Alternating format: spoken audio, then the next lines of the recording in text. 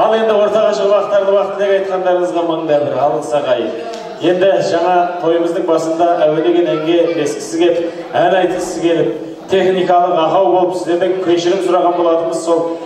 Болам деген баланың бетін қақпа белін боға қабылар азаматтың етегін баспа жолың бол дейді. Болам деп отырған қыздарыңыздың кішкентай ғана жұдырықтай жүрегін үлкен өнерін сүйдірған қыздарыңыздың белін буып отырыңыздар. Аяулым қыздарыңыздың орындауында тамаша ән.